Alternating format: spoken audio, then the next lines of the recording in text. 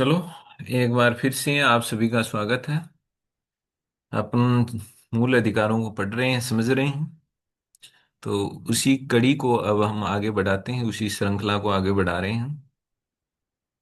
हमने मोटे तौर पर ये जान लिया है कि कौन कौन सा अनुच्छेद किस चीज के बारे में बात करता है।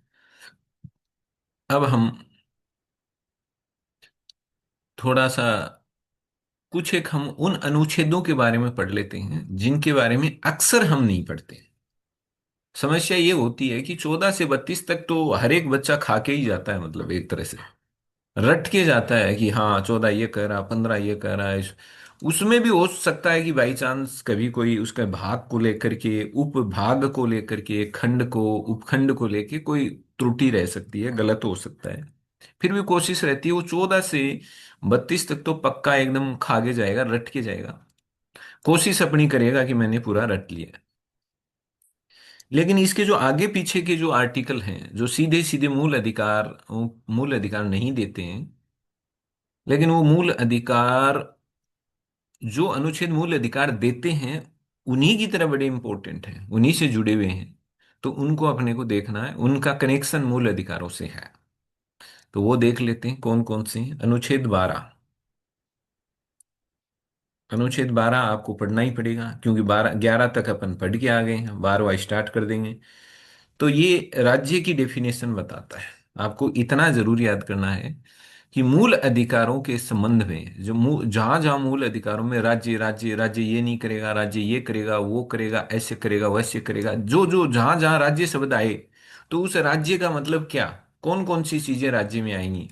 सरकार कौन सी, राज्य की सरकार आओगी कि केंद्र की सरकार आओगी, कि विधायिका आओगी, कि विधानमंडल आओगो, कि संसद आओगो, कि कोई कलेक्टर आएगा, कि एसडीएम आएगा, कि तहसीलदार आएगा, कि पटवारी आएगा, ग्राम सेवक आएगा, टीचर आएगा, प्रिंसिपल आएगा, कौन आएगा राज्य की परिभाषा में। तो ये बताएगा 12। 12 पढ़ते ही अपने दिमाग में एक बात तो क्लियर आ जाएगी कि मूल अधिकारों में आपको, अब देखो 12 में ही क्यों दे दिया राज्य की परिभाषा, इसलिए दे दिया क्योंकि जैसे आप मूल अधिकार 14 से 32 तक पढ़ोगे ना, 32 क्या 35 तक पढ़ोगे, तभी आपको हर जगह ये देखने को मिलेगा, राज्य ये नहीं कर सकता, राज्य ऐसा कर सकता है, वो नहीं कर सकता। तो फिर आपके दिमाग में आएगा यार, ये राज्य राज्य राज्य में आता कौन है, ये तो बताओ। तो इन्होंने सबसे पहले यही समस्या मेट दी। अरे बोले आगे पढ़ोगे बार बार कंफ्यूज होगे, आपका दिमाग फेल होगा, आपके दिमाग में सलवटें आएंगी कि यार ये राज्य है क्या, तो बोले 12 में ही बता देते हैं, सबसे पहले यही झंझट मेटते हैं। तो राज्य को सबसे पहले सल्टाया इन्होंने, सबसे पहले परिभाषा राज्य की दी इन्होंने, कि ये लो राज्य में यही आएगा, केंद्र सरकार आ गई, राज्य सरकार आ गई, स्थानीय अधिकारी आ गए, अन्य अधिकारी आ गए, ये सारा कुछ है ना, वो इन्होंने पहले बता दिया, राज्य में बता दिया। तो अब जब आप मूल अधिकार पढ़ोगे तो पहले ही आपके क्लियर हो जाएगा, अच्छा राज्य की बात है, मतलब ये कर सकता है राज्य में, ये 4 5 चीजें हैं जो राज्य में आती हैं। तो इसका मतलब ये लोगों को कुछ करने से कहा गया है, या किसी इनमें से इन लोगों को कुछ ना करने के लिए कहा गया है, ये क्लियर हो जाएगा। तो आपसे पूछा जाए कि मूल अधिकारों के संबंध में राज्य की परिभाषा, ध्यान रखना जब नीति निर्देशक तत्व पढ़ेंगे तो वहां भी राज्य शब्द आएगा। तो जैसे ही नीति निर्देशक तत्व स्टार्ट करोगे तो वहां भी शुरुआत में ही डाल देगा, 36वें रूल में वहां डाल देगा कि नीति निर्देशक तत्वों के संदर्भ में राज्य का मतलब ये है। ऐसे ही मूल अधिकारों के संदर्भ में, यानी मूल अधिकारों में जहां जहां राज्य आएगा तो उस राज्य का मतलब ये है। तो मूल अधिकारों के संबंध में राज्य की परिभाषा 12 में है। 13 है ना, 13 बड़ा काम का है भाई। 13 न्यायिक पुनरावलोकन प्रदान करेगा। 13 ही है जिसकी वजह से कोर्ट जो है, न्यायालय जो है, वो इन जो विधियां जो हैं, जो भी गवर्नमेंट आपके विधियां बनाती है, कानून बनाती है, नियम बनाती है, कायदे बनाती है, आदेश जारी करती है, अधिसूचनाएं जारी करती है, ये सारी चीजों को जांचना कि क्या ये संविधान संगत हैं, या संविधान के विरुद्ध हैं, या संविधान का उल्लंघन करती हैं, ये जो जांचने का जो है ना, जांच कर पाना। भाई अधिकार हो तभी तो जांच कर पाते हो आप। अधिकार नहीं हो तो क्या आप किसी ऐसे मतलब चेक कर पाओगे क्या कि ये, अब मान लो ये जो है ना, कोर्ट जो है, कोर्ट को ये जांचने का पावर है, जांचने की जो शक्ति है, कि कौन सा कानून संविधान के अनुसार है, कौन सा संविधान के विरुद्ध है। ये जो चेक करना है ना, चेक, ये तेरा से ही चेक करने का पावर मिलता है। तेरा नहीं होता तो कोर्ट चेक ही नहीं कर पाता। भाई आप ये डिक्लेयर करते हो कि भाई फलाना जो कानून है वो संविधान के खिलाफ है, संविधान के विरुद्ध है, संविधान का अतिक्रमण करता है, संविधान का उल्लंघन करता है, इसलिए हम इस कानून को रद्द करते हैं, इस कानून को समाप्त करते हैं। आप जो उसको रद्द करने के जो फैसले तक पहुंचे हो, आपने ये जो फैसला लिया है रद्द करने का, ये सोच समझ के लिया होगा या उसमें कुछ आपको गड़बड़ दिखी होगी तभी तो लिया है। तो इस फैसले तक पहुंचने से पहले आपने उस कानून को जांचा होगा। और आप उस कानून को जो जांच पा रहे हो, उसकी जांच कर पा रहे हो, क्यों कर पा रहे हो? संविधान ने आपको कहा होगा कि आप लोग जांच कर सकते हो। तो जो संविधान ने कहां पर कहा है कि आप जांच कर सकते हो, वो तेरा डायरेक्टली नहीं कहा, सीधा नहीं लिखा हुआ, ऐसे थोड़ी लिखा हुआ है तेरा में कहीं भी कि जो भी कानून बनाएगा उसकी ये जांच कर सकते हैं, जांच में गलत पाए जाने पर। इतनी लैंग्वेज लिखेंगे तो फिर तो संविधान अपना तो पहले से ही काफी बड़ा है। फिर तो संविधान इतना बड़ा हो जाता, 3 4 किताबें लिखनी पड़ती। अपने संविधान में तो पहले से ही बहुत ज्यादा बड़ा है, अमेरिका जैसे संविधानों में तो बहुत छोटा सा है। 5 घंटे में पढ़ सकते हो उनका, पांच भी मैंने ज्यादा बोल दिया। अपना संविधान तो कई दिनों में ही नहीं पढ़ा जा रहा। और अगर अपन ऐसे एक एक चीज और क्लियर करते तो अपना तो फिर बहुत बड़ा हो जाता। तो इसमें क्या लिख दिया उन्होंने कि जो भी संविधान से पहले के कोई कानून है, अंग्रेजों के जमाने के कोई कानून है वो चले आ रहे हैं, चाहे वो हों या संविधान के लागू होने के बाद में कोई कानून बनाए हों, वो कानून अगर संविधान को नुकसान पहुंचाते हैं, संविधान के साथ छेड़खानी करते हैं, संविधान से उनका टकराव होता है, संविधान के विरुद्ध अगर वो मिलते हैं, तो फिर कोर्ट उनको जिस सीमा तक वो टकराते हैं, जिस सीमा तक वो गड़बड़ करते हैं, उस सीमा तक उतनी मात्रा में उसको रद्द कर देगी, खत्म कर देगी, समाप्त कर देगी। ये इतना ही दिया हुआ है। तो जब रद्द कर देगी, समाप्त कर देगी, ये पावर, ये ये पावर तो तब आएगी, उससे पहले एक पावर और मिली है। ये रद्द करने के अंदर ही जांच करने की पावर निहित है।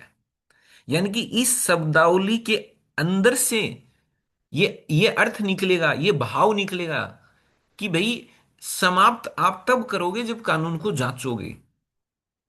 तो ये कानून को जांचना ही तो न्यायिक पुनरावलोकन है। इसीलिए तो कहते हैं कि 13 नंबर न्यायिक पुनरावलोकन की शक्ति देता है कोर्ट को। न्यायिक पुनरावलोकन, न्यायालय द्वारा पुनरावलोकन, दोबारा से चेक करना, पुनर्अवलोकन, दोबारा देखना, जांचना। तो न्यायिक पुनरावलोकन कहां से मिला? इसी 13 नंबर से मिला। कैसे मिला? क्योंकि 13 ने यह कह दिया कि अगर कुछ भी कानून गड़बड़ बने तो आप उसको समाप्त कर देना। अब समाप्त ऐसे तो है नहीं कि आंख बंद करके ही आप कोई टॉस उछाड़े ये कहते हैं कि नहीं ये कानून गड़बड़ है, टॉस में हार गए, ये वो, ऐसा थोड़ी होता है। कानून को देखेंगे, हर एक पहलू को, हर एक चीज को चेक करेंगे, गड़बड़ मिलेगी तब रद्द करेंगे।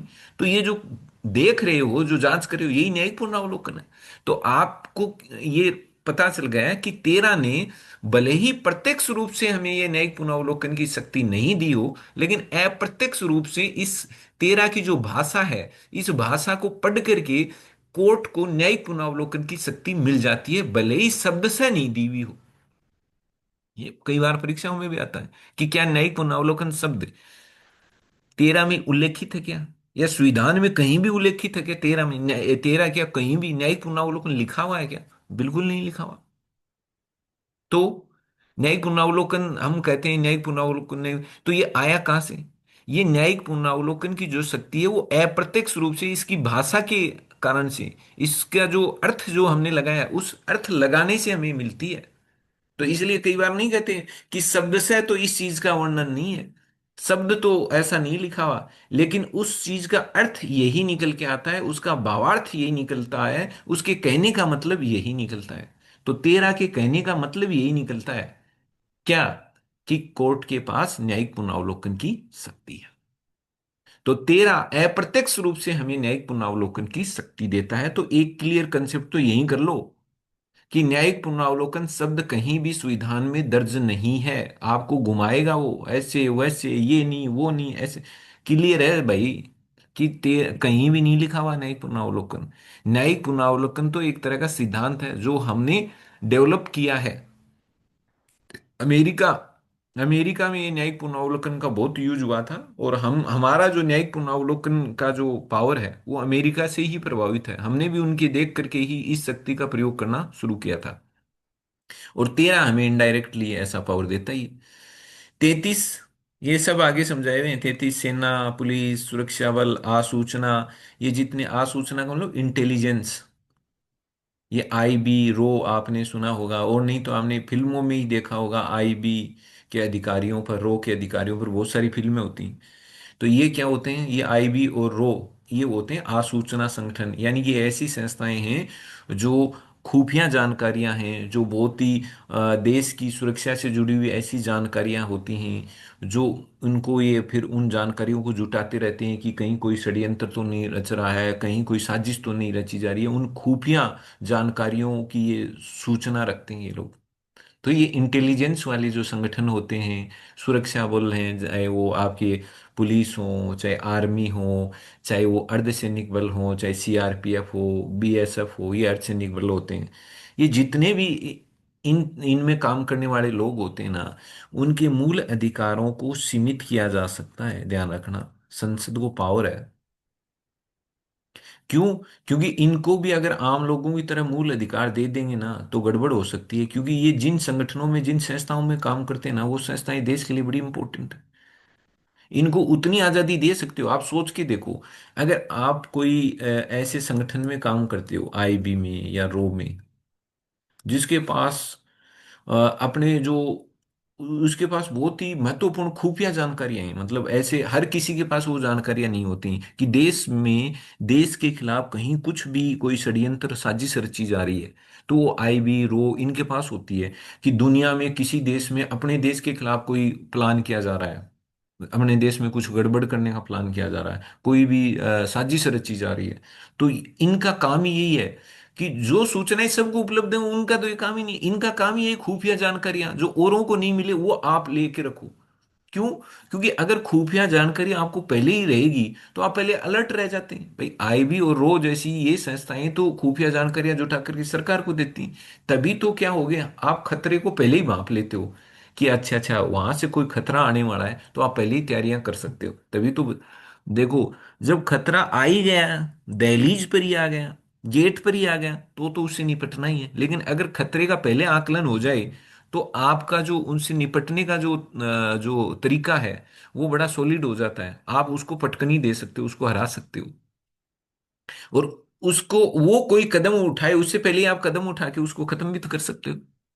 तो ये बड़े महत्वपूर्ण संगठन है, इनके पास वो बहुत महत्वपूर्ण जानकारी है। आप सेना ही देख लो, आप सोच के देखो, सेना के लोगों को आम लोगों की तरह आप दे सकते हो क्या? जैसे आम लोगों को बोलने की आजादी है, अभिव्यक्ति की आजादी है, ठीक है। आम लोग अभिव्यक्ति कर सकते हैं, सरकार की आलोचना भी कर सकते हैं, उनको लगे कि सरकार ठीक ढंग से कर, सरकार की आलोचना कर सकते हैं, अपने विचारों को अभिव्यक्त कर सकते हैं। और भी बहुत सारी जो मूल अधिकार हैं वो मिले हुए हैं। लेकिन सेना, पुलिस, अब जैसे ये है खुफिया एजेंसियां हैं, ये जितनी भी उनमें काम करने वाले लोग हैं, इनके पास तो बहुत सारी ऐसी महत्वपूर्ण जानकारियां हैं जो मतलब अगर बाहर आ जाएं तो बहुत बड़ी गड़बड़ हो सकती है। और अब इनको कह दिया जाए कि नहीं सर, आपके पास तो आम लोगों की तरह 19 के अंतर्गत अभिव्यक्ति की आजादी है सर।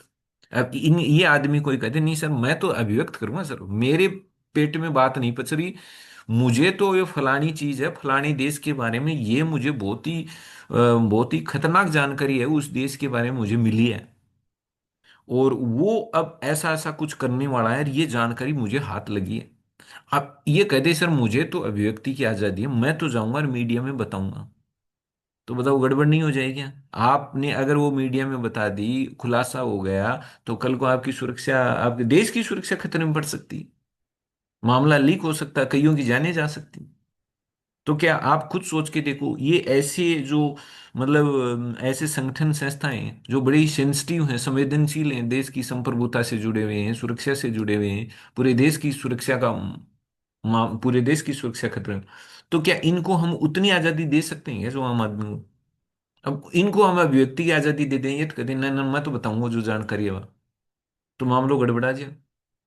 इसलिए फिर इनके अधिकारों को हम कटौती कर देती है संसद कानून बना के। नहीं, आपको, आप सेना में काम करते हैं, पुलिस में काम करते हैं, बीएसएफ में काम करते हैं, तो आपके पास तो बहुत ही देश की सुरक्षा से जुड़ी हुई गहरी जानकारी है। मान लो आप कोई किसी सुरक्षा प्रतिष्ठान में काम करते हैं, कोई इसरो में काम करता है, कोई डीआरडीओ में काम करता है, कोई आईबी में काम करता है, कोई रो में काम करता है, कोई सेना में बहुत बड़े पद पर है, तो उसके पास तो बहुत सारी चीजों की जानकारी है। ऐसी जानकारी है जो दुश्मन के हाथ लग गई तो गड़बड़ हो सकती है, फिर प्लान बना के वो हम पर हमला कर सकता है। तो ऐसे में इनको अभिव्यक्ति की आजादी सीमित नहीं होगी क्या? हाँ, आप अपने बारे में बात करो कि मेरा नाम ये है, मेरे परिवार का नाम ये है, हम ये करते हैं वो करते हैं, ऐसे आप सामान्य बातें कर सकते हो। लेकिन अभिव्यक्ति का मतलब ये नहीं है कि आप कल को जो भी आप जानते हो वो सब अभिव्यक्त कर दो। नहीं नहीं, वहां अब देखो, इनकी अभिव्यक्ति की आजादी पर लगाम लगेगा ही नहीं लगेगा? नहीं नहीं, इनके उस कानून बने हुए हैं, उन कानूनों के तहत ही आपको ये सर्विस करनी होती है, उस कानूनों में बंद करके ही आपको अपनी ये नौकरी करनी होती है। तो इसका मतलब ये 33 क्या करेगा, इन लोगों के मूल अधिकारों को सीमित करने का पावर किसको दे देता है? संसद को। संसद कानून बना करके, ध्यान रखना, संसद कानून बनाती है, सेना से जुड़े हुए कानून बनाती है, पुलिस से जुड़े हुए कानून बनाती है, जिसमें वो लिखे हुए होते हैं कि सेना में काम करने वाले लोगों के पास ये अधिकार नहीं मिलेंगे, ये मिलेंगे तो कुछ सीमाओं के साथ मिलेंगे। अभिव्यक्ति का अधिकार है, तो अभिव्यक्ति वो अपने निजी जीवन के बारे में कर सकते हैं, लेकिन वो अपनी नौकरी के बारे में, कहाँ नौकरी करते हैं, किस चीज़ की नौकरी करते हैं, उनके पास जो नौकरी से संबंधित जानकारी है वो शेयर नहीं कर सकते आप। मतलब हर चीज़ की वो लिमिटेशन मिलेंगे आपको। तो इसका मतलब 33 इंपॉर्टेंट नहीं हुआ क्या? भले ही ये वैसे नहीं है कि सीधे कोई मूल अधिकार आपको दे रहा हो, भले ही नहीं है, लेकिन ये इंपॉर्टेंट तो है ही। ये औरों के मूल अधिकारों को सीमित करने की तो बात करता है। कई बार देखो, ये जो कम चर्चा वाले होते हैं ना, यही आते हैं और यही अपना गड़बड़ हो जाता है, अपने इनको नहीं पढ़ते। 32 तक तो अपन पूरे जोश में पढ़ते हैं, 32 अधिकारों तक तो अपन ऐसा पढ़ेंगे बस, खा गए बोले सर। और वहां अटका देता है 34, 33, उनमें अटका देता है, अपने को फंसा देता है। वो अपन जब 32 के बाद में सीधा अपन जंप करते हैं, फिर चलते हैं 38, 39, 40, क्योंकि इनको अपन देखते हैं ना रखा हुआ है कुनिया, गड़बड़ हो जाए। 34 देखो, सेना विधि अगर लागू है कहीं पर, मार्शल लॉ लागू है।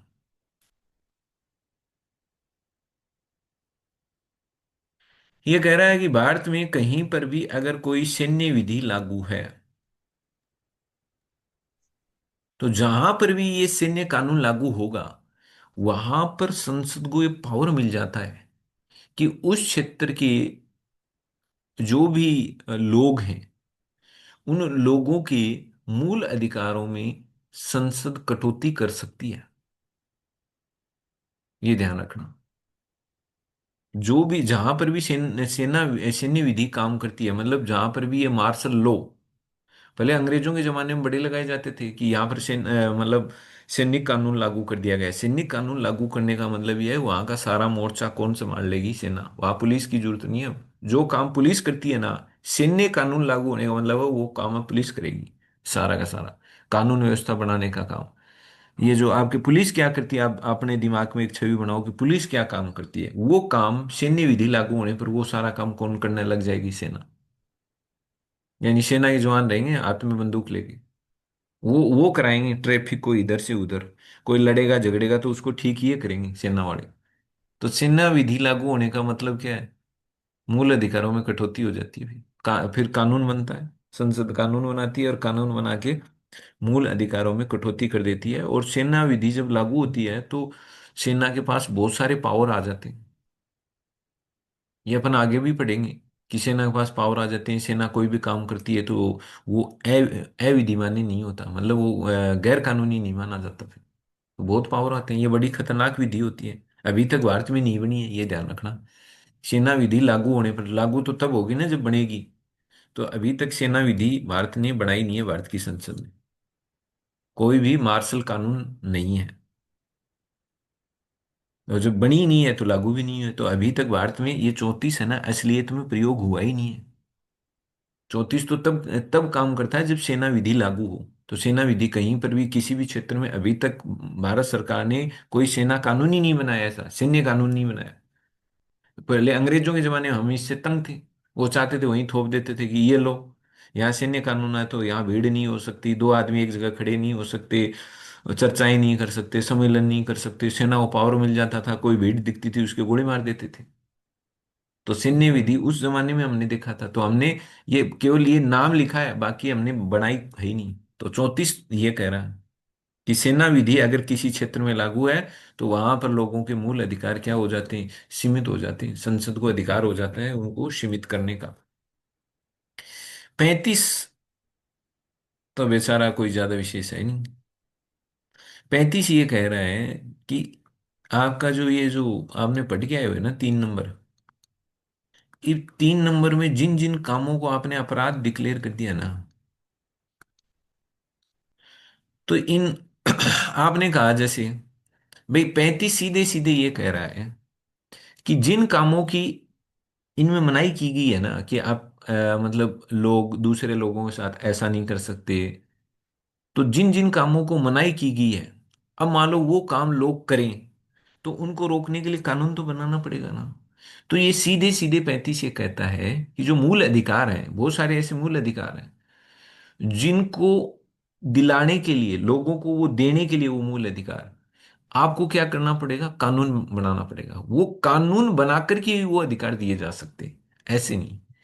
तो वो जो कुछ मूल अधिकार हैं जिनको कानून बनाकर के ही दिया जा सकता है, तो उन मूल अधिकारों के खातिर जो कानून बनाने की जो पावर है, वो 35 नंबर संसद को देता है।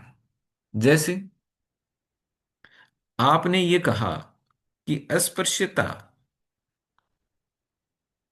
अपराध है, तो 17 नंबर क्या कह रहा है, अस्पृश्यता के उन्मूलन की बात करता है कि अब भारत में अस्पृश्यतापूर्ण व्यवहार नहीं होगा, और अगर कोई करता है तो ये अपराध माना जाएगा। ठीक है। अब मान लो कोई कर दे, आपने अपराध तो घोषित कर दिया कि किया है तो अपराध है, लेकिन कितनी सजा मिलेगी, कैसे क्या होगा, किस तरह की चीजों को अस्पृश्यता में माना जाएगा, कानून तो बनाना पड़ेगा, तभी तो ये असल में अधिकार मिलेगा। वरना तो क्या होगा, कानून कुछ है नहीं, अस्पृश्यता का व्यवहार हो गया, तो विवाद इसी बात को हो जाएगा कि कैसे तय होगा कि ये व्यवहार अनटचेबिलिटी में आता है।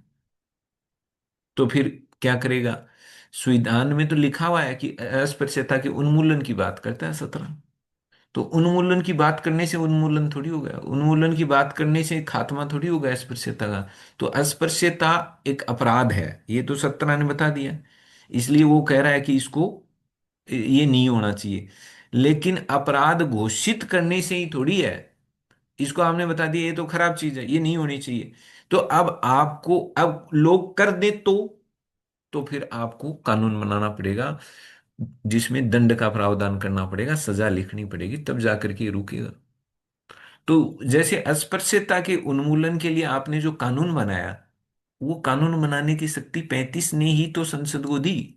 35 ने ही तो कहा कि जिन जिन मूल अधिकारों को लागू करने के लिए, लोगों को दिलाने के लिए वो मूल अधिकार हैं, भाई जिन जिन मूल अधिकारों को लोगों को प्रदान करने के लिए कानून बनाने की आवश्यकता अगर संसद को पड़े, तो संसद जो कानून बनाएगी वो 35 से बनाएगी।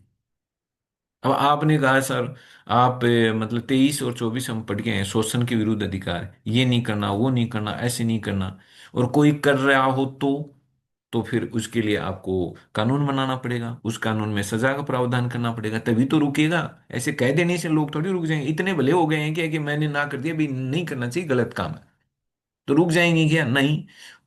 कोई कानून आ गया, नहीं करोगे तो फंसोगे, इतनी साल जेल काटनी पड़ेगी, तो लोग नहीं करेंगे फिर। तो फिर जैसे 23 है, 24 है, इनके लिए क्या करना पड़ेगा, ये अधिकार वास्तव में कब नसीब होंगे, कब लोगों को मिलेंगे, सुकून कब आएगा कि ये अधिकार मेरे पास है, जो कानून बनेगा कि अगर किसी ने किसी से व्यवहार कराया तो 2 साल की जेल, किसी ने किसी से बलपूर्वक काम कराया 3 साल की जेल, कोई मानव की खरीद फरोख्त करता हुआ पाया गया 5 साल की जेल। ऐसे मान लो कानून, तभी तो रुकेगा। तो ये अधिकार वास्तव में देने के लिए संसद ने क्या बनाया, कानून। तो ये कानून, कानून बनाने की शक्ति मिली कहां से, 35 से।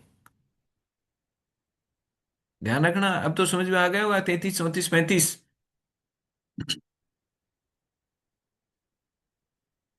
कुछ पल्ले पड़ा होगा, 33, 34, 35। Yes sir. Yes sir. एक आइडिया तो बन गया होगा, मतलब भाई हू बहू आपको लाइन तो अपन आगे पढ़ेंगे इसमें।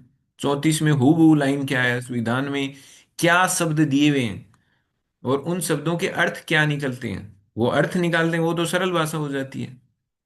लेकिन एक मोटे तौर पर जो 33, 34, 35 में पूछ भी ले तो यही लाइन पूछी जाएंगी, ये ध्यान रखना आप।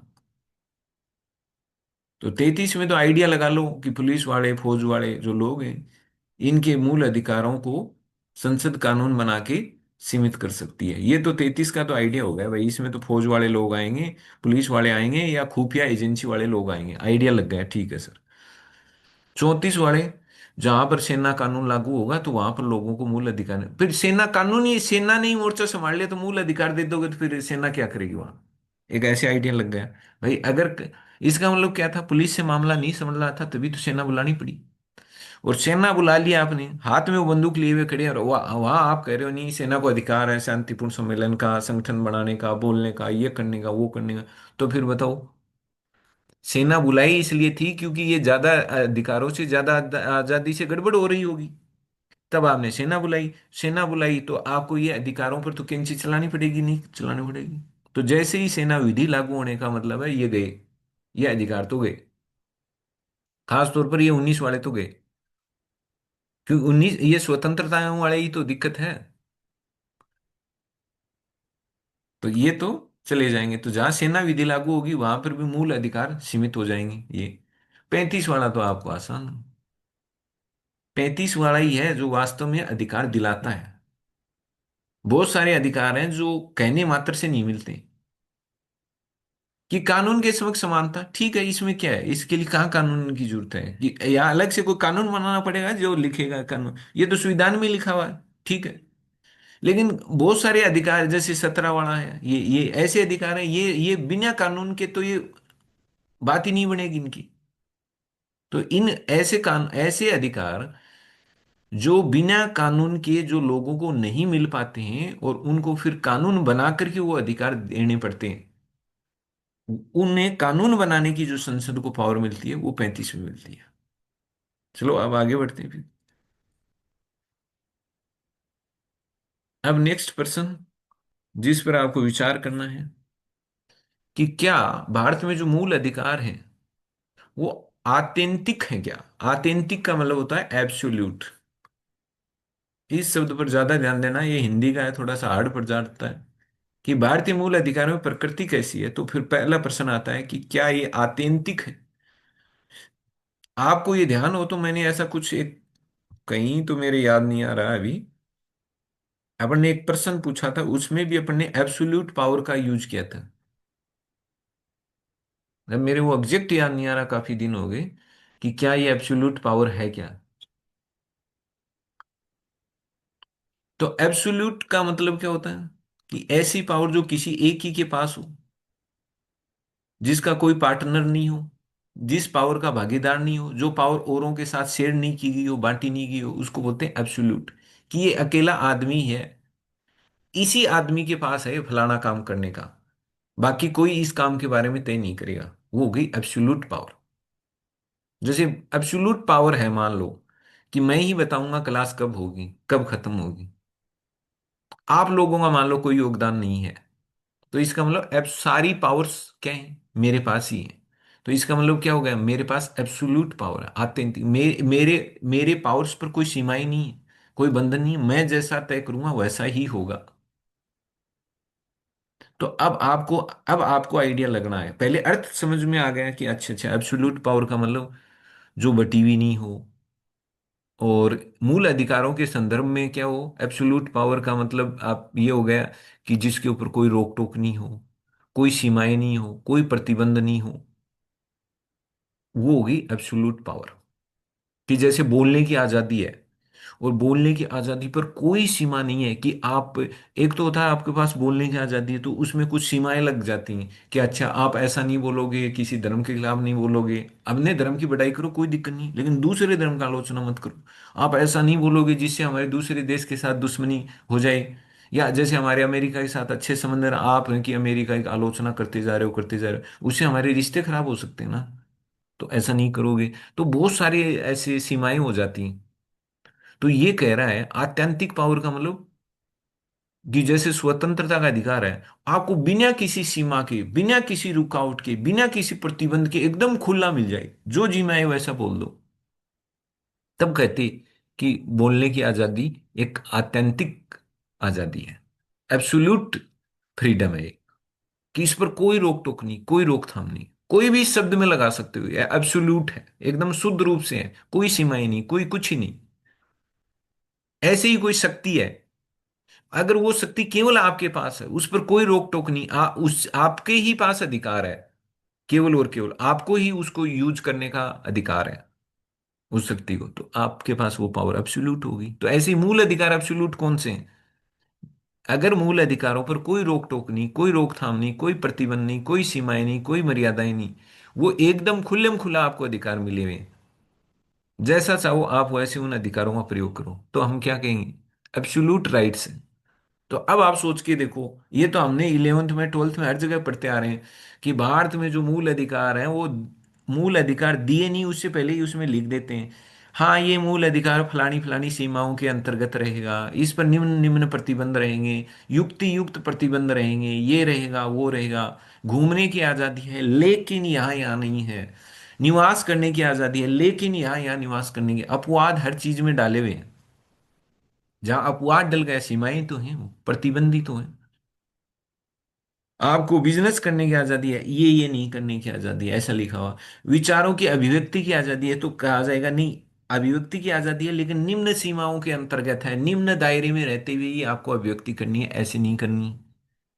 संगठन बनाने की, सम्मेलन करने की, तो सम्मेलन में भी लिखा हुआ है केवल शांतिपूर्ण सम्मेलन करने की है, ऐसे नहीं हाथ में हथियार लेके, डंडा लेके, बंदूक लेके आप सम्मेलन कर रहे हो और वहां पर नारेबाजी करो, ऐसा नहीं है। तो सीमाएं तो हैं ही। ऐसा तो लिखा हुआ कि सम्मेलन करने की, वहां शांतिपूर्ण सम्मेलन करने की है, बिना हथियारों की।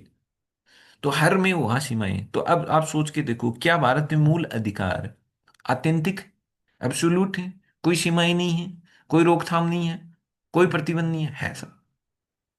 भारत में हर चीज में सीमाएं हैं। तो इसका मतलब भारत के मूल अधिकार पूर्णतया एब्सोल्यूट नहीं है। अमेरिका में, इस मामले में अमेरिका है, अमेरिका में इसी को हम ये भी कह देते हैं कि क्या भारत में अधिकारों की प्रकृति निरपेक्ष है क्या? निरपेक्ष का मतलब कोई रोक टोक नहीं, और सापेक्ष का मतलब सिचुएशन के हिसाब से सापेक्ष है, मतलब उस पर कुछ ना कुछ प्रतिबंध है, सीमाएं हैं।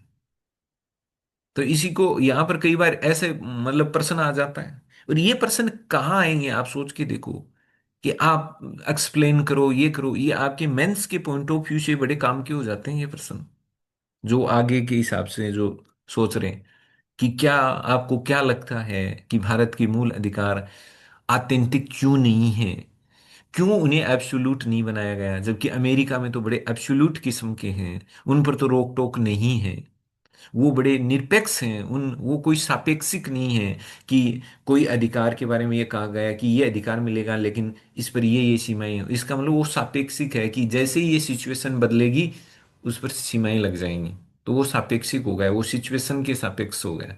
निरपेक्ष का मतलब कोई लेना देना नहीं है, खुल्लम खुला अधिकार है, हो गया निरपेक्ष। तो ऐसे प्रश्न वहां आते हैं आपके विश्लेषणात्मक।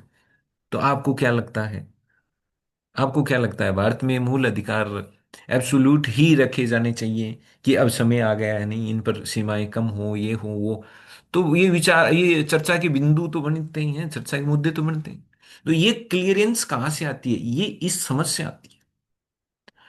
फैक्ट तो सारे ही रटोगे, फैक्ट तो सारे ही रटेंगे, दुनिया भी रटेगी कि 15 क्या कर रहा है, 16 क्या कर रहा है, सभी रट्टा मार के जाएंगे।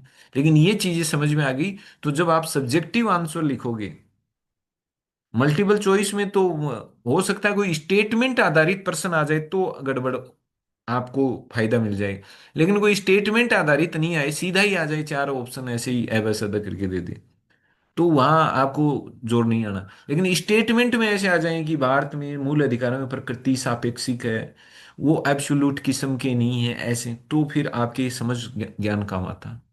तब वहां जो रट्टा पीर होते हैं वो फंस जाते हैं। तो चलो आगे बढ़ाते हैं। आत्यंतिक का मतलब वो आपको अभी तो मैंने बता ही दिया, कोई सीमा नहीं, कोई प्रतिबंध नहीं। हम जानते हैं भारतीय संविधान मूल अधिकारों पर युक्ति युक्त निर्बंधन, युक्ति निर्बंधन अगर मैं शब्द काम में ले रहा हूं तो भी वही बात है, सीमाएं काम में ले रहा हूं तो भी मतलब एक ही है। देखो, ये कुछ शब्द ऐसे होते हैं जो कानूनों में यूज करने के लिए होते हैं, कुछ शब्द संविधान में यूज किए जाते हैं, संविधान बोलो कानून बोलो, कुछ शब्द होते हैं जो फिक्स होते हैं जो कानूनों में यूज किए जाते हैं। आम बोलचाल में आप लोगों को समझाने के लिए, आम बोलचाल में बात करते वक्त ये ऐसे सारे के सारे शब्द सेम टू सेम यूज नहीं किए जाते। हम इनसे मिलते जुलते अर्थ देने वाले शब्दों को यूज कर लेते हैं और जो गलत नहीं है। तो संविधान में लिखा हुआ है कि युक्ति युक्त निर्बंधन लगे हुए हैं। युक्ति युक्त का मतलब होता है रीजनेबल, उचित। निर्बंधन का मतलब होता है सीमाएं। प्रतिबंध बोल दो, निर्बंधन बोल दो, सीमाएं बोल दो, मर्यादाएं बोल दो, कोई फर्क नहीं है। लेकिन ये भाई संविधान के हैं तो अपने को ध्यान तो रखना ही। तो ये कह रहा है कि भारतीय संविधान में मूल अधिकारों पर युक्ति युक्त निर्बंधन। अब देखो ये भी, इसमें भी युक्ति युक्त शब्द है, केवल निर्बंधन नहीं है। इसका मतलब क्या है कि जो आपने सीमाएं लगाई है ना, कि साहब बोलने की आजादी है लेकिन देखो ये सीमा है, तो ये जो सीमाएं लगाई ऐसा नहीं है कि मैं आंख मिच के लगा दी, मेरे मन में आई, मन ने ये जो ठीक नहीं लगी मैं लगा दी, नहीं। आपको ठीक नहीं नहीं लगी उससे क्या लेना देना है, ये देश आपके ठीक लगने नहीं लग। तो एक बार फिर से आप सभी का बहुत बहुत स्वागत है। अपन बात कर रहे हैं मूल अधिकारों के बारे में। और हमने अपना डिस्कशन लास्ट क्लास में यहाँ पर आकर के छोड़ा था कि क्या भारत में जो मूल अधिकार हैं उनका जो नेचर है, उनकी जो प्रकृति है, कि वो किस तरह के हैं। भारत के मूल अधिकार क्या वो आत्यंतिक टाइप के हैं क्या, मतलब अब्सोल्यूट टाइप के हैं क्या। आत्यंतिक शुद्ध हिंदी का हो गया, तो अगर इसको याद करने में आपको थोड़ा प्रॉब्लम हो तो एब्सोल्यूट याद कर लेना, कि क्या भारत में मूल अधिकार एब्सोल्यूट टाइप के हैं क्या। और तो आत्यंतिक कब कहलाएंगे, आत्यंतिक का मतलब होता है कि जब किसी प्रकार का कोई सीमा नहीं, कोई प्रतिबंध नहीं, एकदम मतलब खुल्लम खुला अधिकार मिले, बिना किसी सीमाओं के, बिना किसी मर्यादाओं के, बिना किसी प्रतिबंधों के, बिना किसी रोक टोक के, अगर मतलब खुल्लम खुला अधिकार मिले तो उसको आप कह सकते हो कि वो अब्सोल्यूट टाइप के हैं, या वो निरपेक्ष टाइप के हैं। जैसे अमेरिका के बारे में कहा जाता है कि अमेरिका का जो संविधान है वो निरपेक्ष जो अधिकार है, मूल अधिकार है, वो निरपेक्ष किस्म के हैं वहां पर, क्योंकि वहां पर मूल अधिकारों के ऊपर किसी प्रकार की कोई सीमाएं नहीं है, कोई प्रतिबंध नहीं है, कोई कंडीशंस नहीं है उनके साथ में। तो वहां पर एब्सोल्यूट टाइप के मूल अधिकार हैं, उनको आप निरपेक्ष भी कह सकते हैं। कि अगर निरपेक्ष शब्द के माध्यम से अगर वो आपसे पूछे कि क्या निरपेक्ष हैं, तो भारत में आप सापेक्षिक हैं और अमेरिका में क्या है, निरपेक्ष हैं। निरपेक्ष का मतलब भी वही है कि कोई सीमाएं नहीं होती, कोई प्रतिबंध नहीं होती, कोई कंडीशंस नहीं होती, एकदम खुल्लम खुला वो अधिकार आपको मिलते हैं। तो भारत में तो आत्यंतिक नहीं है, क्योंकि आप सब जानते हो कि भारत में तो तरह तरह की सीमाएं होती हैं, जैसे ही अधिकार दिया नहीं कि उससे उनके साथ में ही चिपका देते हैं कि निम्न निम्न शर्तों के अधीन ही आपको अधिकार मिलेगा। यानी कोई भी अधिकार देते नहीं, उससे साथ में ही नीचे लिख देते हैं टर्म्स एंड कंडीशंस अप्लाई। वो लोन वाली सी बात है, बैंक में लोन लेने जाते हैं तो नीचे कोने में लिखा हुआ होता है टर्म्स एंड कंडीशंस अप्लाई, कि आप लोन ले रहे हो, बाकी सारी की सारी शर्तें, नियम कानून कायदे जो बैंक के हैं वो आप पर लागू होंगे। तो बिल्कुल सेम यही होता है, अधिकार आपको मिलते हैं, अधिकारों के साथ साथ में लिख दिया जाएगा कि अधिकार तो मिलेंगे, लेकिन ये अधिकार इन सीमाओं के अधीन मिलेंगे, इन प्रतिबंधों के अधीन मिलेंगे, एकदम खुल्लम खुला अधिकार नहीं होंगे कि तुम चाहे जैसे उन अधिकारों का प्रयोग करो। प्रयोग करते वक्त आपको उन सीमाओं का ध्यान रखना पड़ेगा, उस दायरे से बाहर जाकर के आप प्रयोग नहीं कर सकते अपने अधिकारों का। तो भारत में तो आत्यंतिक नहीं है, ये बात तो हो गई। तो इसका मतलब भारत में इसका मतलब एक ये भी तो आपके दिमाग में आया कि सर इसका मतलब ये है कि भारत में तो जो मूल अधिकार है उन पर तरह तरह के प्रतिबंध लगाए हुए होंगे, कि जैसे आपको बोलने की आज़ादी है, बोलने का अधिकार है, अभिव्यक्ति का अधिकार मतलब आपको अधिकार है कि आप अभिव्यक्त कर सकते हैं अपने विचारों को, तो उसमें भी रेस्ट्रिक्शंस हैं, उसमें भी सीमाएं हैं कि अभिव्यक्ति करोगे तो ऐसी अभिव्यक्ति नहीं हो जो किसी की भावनाओं को ठेस पहुंचाए, ऐसी अभिव्यक्ति नहीं हो जो मतलब सामाजिक व्यवस्थाओं को खराब कर दे, दंगे करवा दे, लोगों को भड़का दे, नफरत फैलाने वाली अभिव्यक्ति नहीं हो, या ऐसी नहीं हो जिससे कि हमारे दूसरे देशों के साथ हमारे अच्छे संबंध हैं वो प्रभावित हो जाएं। तो कुल मिला के अब ये अभिव्यक्ति पर भी सीमाएं तो होगी कि अभिव्यक्ति करते वक्त इन इन चीजों का आपको ख्याल रखना है। तो इसका मतलब रेस्ट्रिक्शन है, प्रतिबंध है। तो अब सवाल आता है कि भारतीय संविधान पर जो भारतीय संविधान में जो मूल अधिकारों पर जो प्रतिबंध है वो किस तरह के प्रतिबंध हैं। तो एक शब्द है, ये शब्द आपको यूज करना है, युक्ति युक्त। युक्ति युक्त का मतलब होता है रीजनेबल।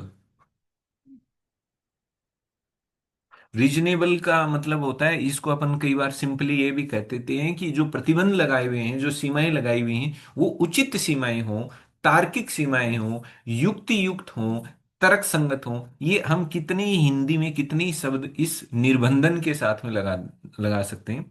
हाँ, एक ये इससे कंफ्यूज मत हो जाना कि सर ये आप ये निर्बंधन शब्द कहाँ से ले आए, आप प्रतिबंध कह रहे हो, कभी कह रहे हो सीमाएं, एक ही बातें। मैं प्रतिबंध बोलूं तो भी मतलब वही है, मैं बोलूं कि कंडीशन है तो आप समझते हो कंडीशन का मतलब साथ में कंडीशन शर्त। निर्बंधन वही रेस्ट्रिक्शन बोलते हैं इंग्लिश में। तो रेस्ट्रिक्शंस भी क्या होता है कि इन इन बंधनों के अंतर्गत आपको आजादी है, तो बात वही आती है, प्रतिबंध बोलो, सीमाएं बोलो, मर्यादाएं बोलो, ये रेस्ट्रिक्शंस बोलो, बात वही आती है। चूंकि ये संविधान में ये वर्ड है निर्बंधन, इसलिए क्या है ज्यादा ये यूज होता है।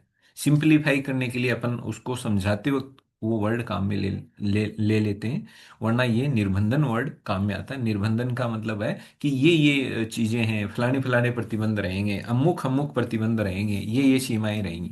तो निर्बंधन का मतलब कौन कौन से होंगे, बंधन कौन कौन से होंगे, कौन कौन सी सीमाएं होंगी। लेकिन ये यहाँ युक्ति युक्त का मतलब होता है रीजनेबल, कि जैसे आपने किसी व्यक्ति के अधिकार पर सीमाएं लगाई, तो वो जो सीमाएं है ना ऐसे नहीं होनी चाहिए कि मतलब आप वो सीमाओं को देख के ऐसा नहीं लगना चाहिए कि आपने किसी को टारगेट करके कुछ सीमाएं लगा दी।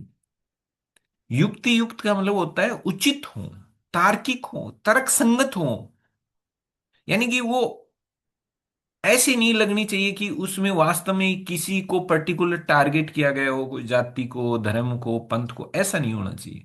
उचित होनी चाहिए, तार्किक होनी चाहिए, उनके इरादे ऐसे मतलब आपने प्रतिबंध ऐसे लगाए हो जिनके इरादे नेक हो। जैसे समाज में आप व्यवस्था कायम करना चाहते हो, सब समाज में अच्छे से रहें, प्रेम से रहें, भाईचारे से रहें, तो उसके लिए आपने ये आपने एक कंडीशन जोड़ दी कि नहीं, अभिव्यक्ति करोगे, विचार अपने प्रकट कर सकते हो, लेकिन ऐसी अभिव्यक्ति नहीं हो जो नफरत फैला दे, घृणा फैला दे, आपस में लोगों को लड़ा दे।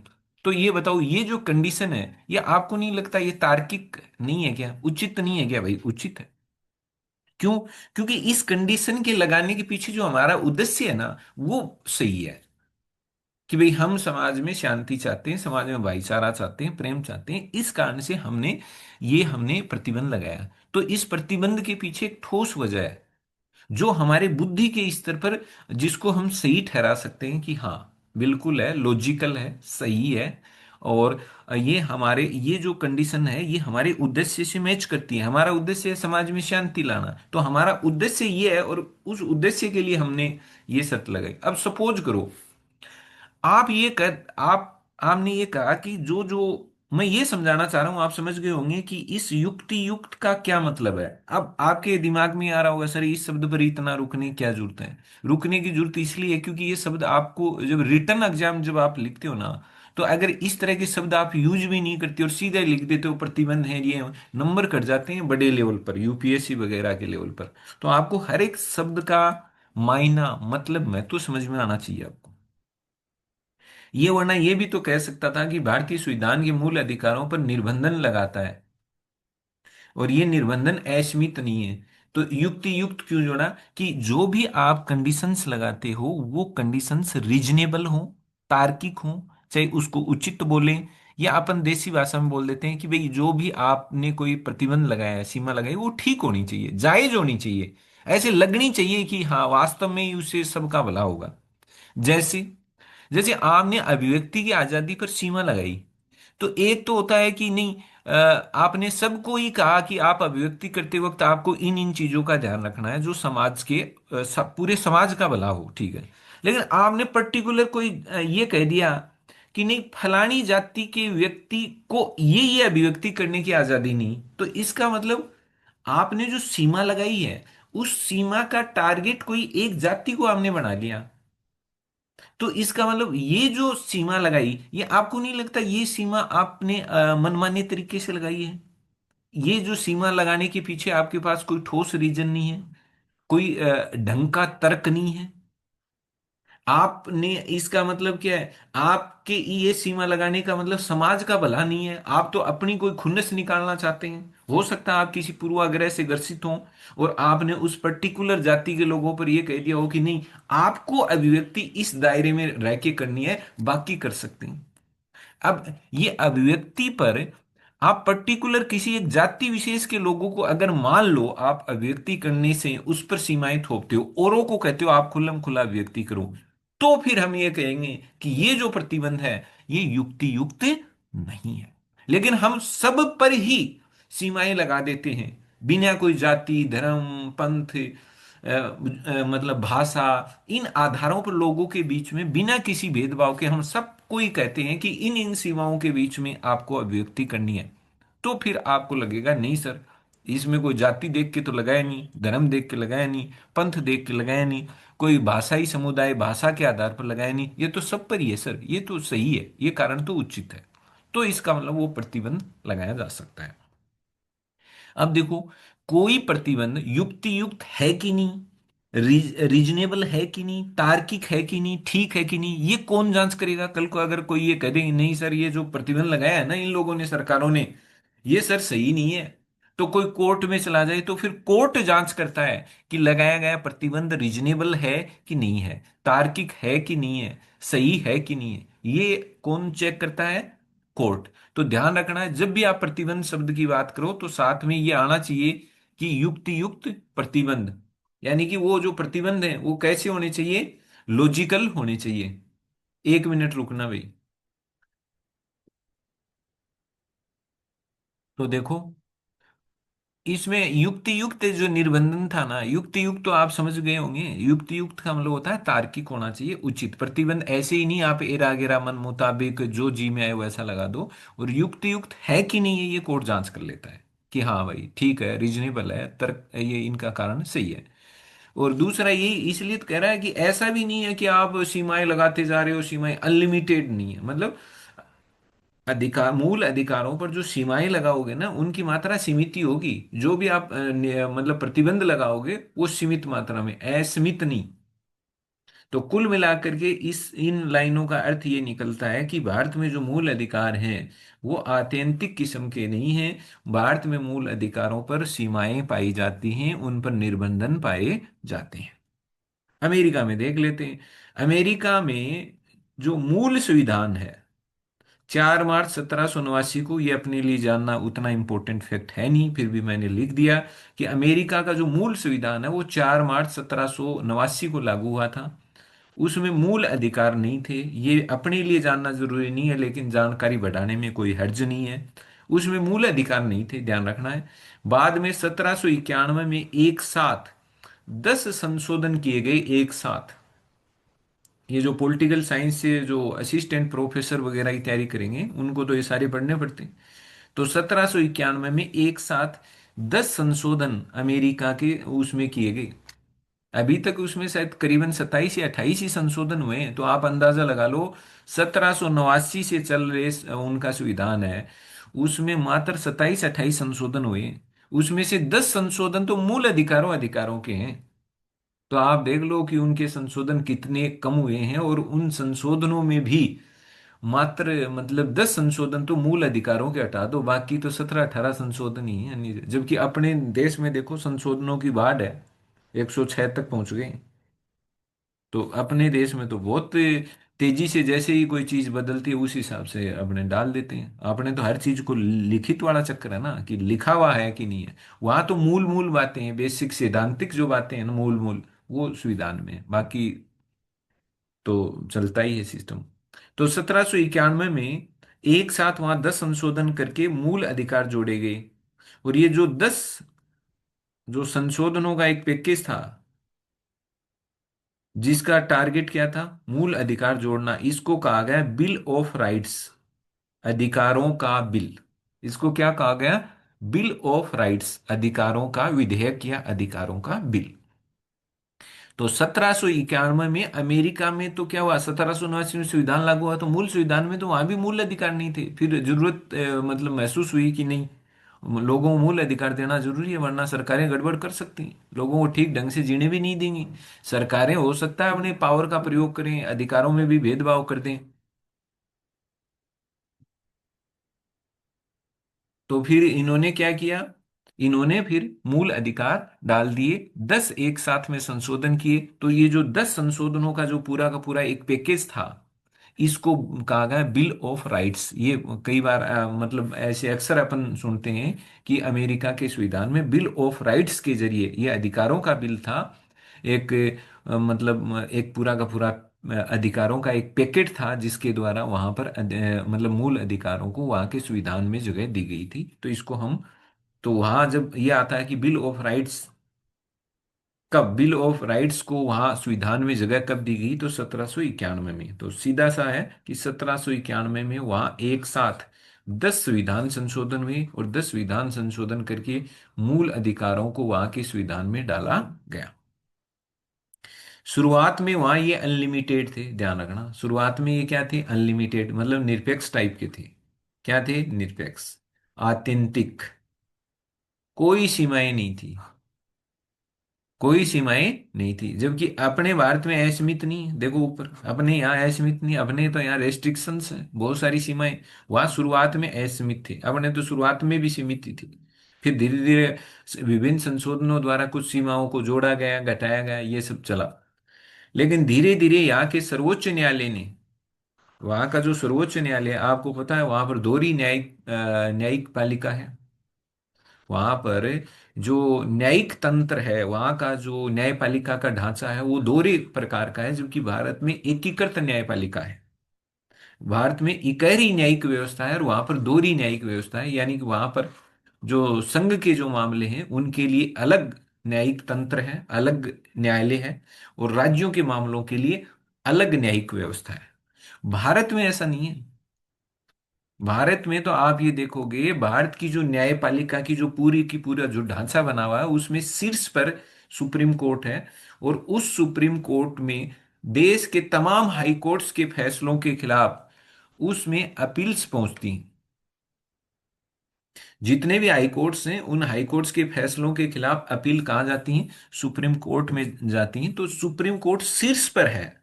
तो इकहरा सिस्टम है भारत में, जो न्यायिक व्यवस्था है वो इकहरी है, एकीकृत है, कि सारे हाई कोर्ट्स के ऊपर सुप्रीम कोर्ट्स है। ऐसा नहीं है कि सुप्रीम कोर्ट्स का संबंध केवल और केवल केंद्र के ही मामलों को देखेगा, राज्यों के मामलों से कोई लेना देना नहीं। राज्यों के मामलों में भी अपील का सबसे ऊपरी जो न्यायालय है वो सर्वोच्च न्यायालय है। कोई भी जो मामला होगा उस मामले में अपील करने का सबसे ऊपर का न्यायालय सर्वोच्च न्यायालय, उसके ऊपर भारत में कोई न्यायालय नहीं है जिसमें आप अपील कर सकते हो। तो भारत में एकीकृत न्यायिक व्यवस्था है, जब अपन न्यायपालिका पढ़ेंगे तो समझ में आ जाएगा। लेकिन अमेरिका में दोहरी न्यायिक सिस्टम है। अगर आपने यही सुन लिया तो ये शब्द काम में आते हैं। अमेरिका की जो न्यायिक व्यवस्था है वो दोहरी प्रकार की है। वहां पर केंद्र के मामलों के लिए, संघ के मामले के लिए अलग न्यायालय होता है, और राज्यों के मामले के लिए अलग है। वहां राज्यों के जो न्यायिक तंत्र है और जो केंद्र का जो न्यायिक तंत्र है, उनका आपस में कनेक्शन नहीं है, जैसे भारत में है। जैसे भारत में तो सुप्रीम कोर्ट के नीचे हाई कोर्ट आते हैं, उसके दिशा निर्देशों के अनुरूप काम करते हैं, उसके अंडर में काम करते हैं। वहाँ ऐसा नहीं है, वहाँ केंद्र वाले जो न्यायालय हैं और जो राज्य के जो न्यायालय हैं, उनका कनेक्शन नहीं है। इसलिए तो अपन कह रहे हैं दोहरा सिस्टम है, दो तरह के न्यायालय हैं वहाँ। तो ये क्या कह रहा है कि पहले वहां पर भी क्या था, अनलिमिटेड ही थे। फिर वहां का जो सर्वोच्च न्यायालय था ना, वहां का जो सर्वोच्च न्यायालय था, उसने अपनी अलग अलग व्याख्याएं दी, उनके पास मामले आते गए, मामले आते गए, और वह उन मामलों में अलग अलग व्याख्याएं देता गया।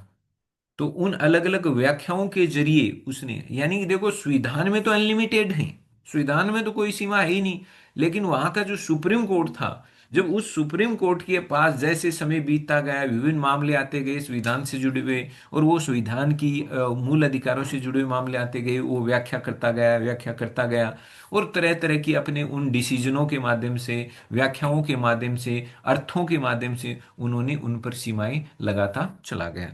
तो इसलिए वहां पर जो मूल अधिकारों पर जो सीमाएं लगी गई हैं, वो संविधान के अंदर नहीं, बल्कि वो सीमाएं आई हैं सर्वोच्च न्यायालय की विभिन्न व्याख्याओं से, विभिन्न अर्थों से, विभिन्न मतलबों से आई हैं, विभिन्न निर्णयों से आई हैं। तो इस तरह से वहां सुप्रीम कोर्ट ने इनको क्या बना दिया, मर्यादित कर दिया, सीमित कर दिया। क्यों? क्योंकि वहां संविधान संशोधन बड़ा टेढ़ा काम है। तो इसलिए तो देखो, मात्र 27-28 संविधान संशोधन हुए। इतना आसान होता तो 1789 देखो आप, 1889, 1989, 200 साल से ज्यादा हो गया। तो इतने में मात्र इतने से संशोधन, जबकि कहा आपने देखो 100 से ज्यादा संविधान संशोधन है। तो वहां प्रोसेस काफी हार्ड है। इसलिए इन्होंने कहा प्रोसेस, इस हार्ड प्रक्रिया को अपना के संविधान में संशोधन करना तो टेढ़ा काम है भाई। तो फिर कोर्ट ने ये जिम्मा उठाया, और कोर्ट ने ही फिर क्या किया, वहां पर सीमाएं लगा दी। इंग्लैंड में देखते हैं, इंग्लैंड में मूल अधिकारों की क्या स्थिति है। देखो इंग्लैंड में मूल अधिकार बड़े खराब स्थिति में हैं। क्यों? क्योंकि इंग्लैंड में एक तो ये है कि वहां लिखित संविधान नहीं है, वहां रिटन कॉन्स्टिट्यूशन नहीं है, लिखित संविधान नहीं है, ऐसे लिखा हुआ नहीं है जैसे अपने है ना 395 अनुच्छेद का, जैसे अमेरिका में संविधान है, ऐसे लिखा हुआ नहीं है, कोई बुक नहीं है लिखी हुई कि जिसमें नियम कायदे सब लिखे हैं, ऐसा नहीं है। और जब आपको पता है कोई चीज लिखी हुई नहीं होती है, तो फिर बड़ा पंगा हो जाता है, बड़ी दिक्कत आ जाती है। तो वहां पर ये सिस्टम है कि वहां ये लिखा हुआ नहीं है, लिखा हुआ नहीं है, तो फिर आप जब कहीं भी कोई ये बात भी उठाते हो कि नहीं, आपके इस डिसीजन से मेरे मूल अधिकारों को नुकसान हो रहा है, वो कमजोर हो रहे हैं, मैं मूल अधिकारों पर, तो फिर आपका जो आधार है वो बड़ा ताकतवर नहीं बनता। लिखा हुआ होता है तो आप हवाला दे देते हो कि देखो, उस जगह जो लिखा हुआ, मैं उसके आधार पर ये अपील कर रही हूँ, उसके आधार पर मैं ये चैलेंज कर रही हूँ। तो उसका एक वो प्रूफ हो जाता है, फर्क पड़ता है।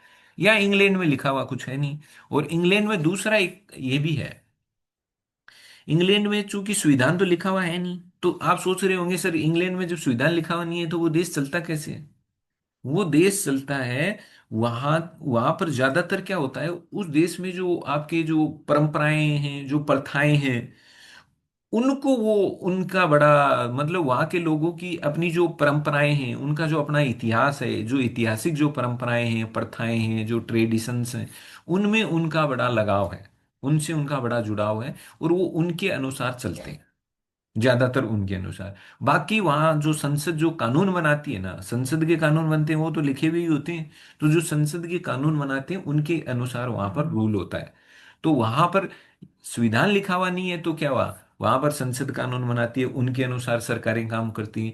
वहां पर जो ट्रेडिशंस, जो परंपराएं होती हैं, प्रथाएं होती हैं, रीति रिवाज होते हैं, उनके अनुसार चीजें चलती हैं, चाहे सरकार के काम करने की शैली हो, लोगों का काम करना हो, विभिन्न संस्थाओं का काम करना हो, वो अपनी परंपराओं को बड़ा मानते हैं और उनके अनुसार चीजों को करते हैं। तो वहाँ संसद के कानून, परंपराएं, प्रथाएं, और वहां पर कोर्ट जो समय समय पर कुछ व्याख्याएं देता है। हालांकि वहां पर है ना, आप ये मान के चलो कि वहां पर कोर्ट है ना, जो न्यायपालिका है, वो कोई पावरफुल नहीं है वहां पर।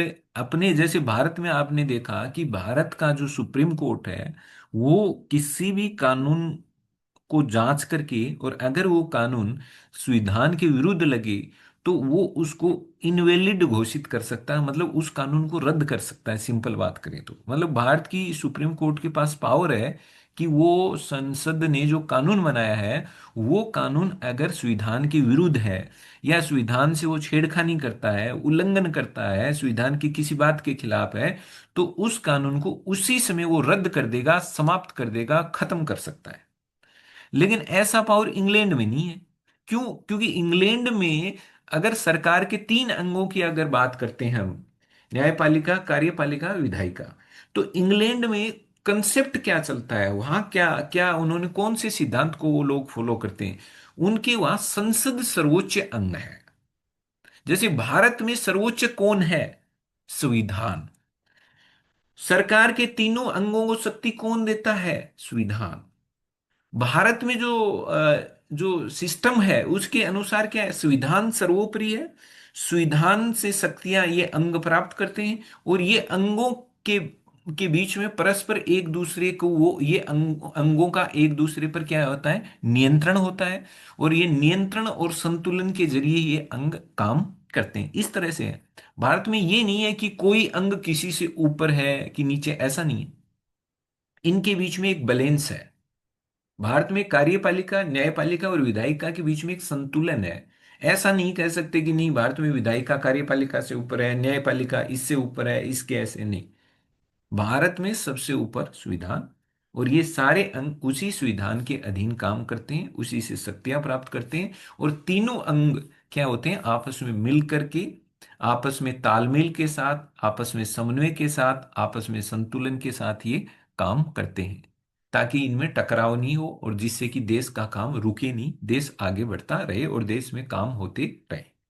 लेकिन इंग्लैंड में ये अलग है। इंग्लैंड में ऐसा नहीं है कि वहां न्यायपालिका सर्वोच्च है, क्योंकि लिखित संविधान नहीं है, तो संविधान का तो मतलब ही खत्म है। तो वहां पर सरकार के तीनों अंगों में से, कार्यपालिका में से, विधायिका मतलब संसद, और न्यायपालिका, वहां सर्वोपरि कौन है? संसद है। ये ध्यान रखना आप।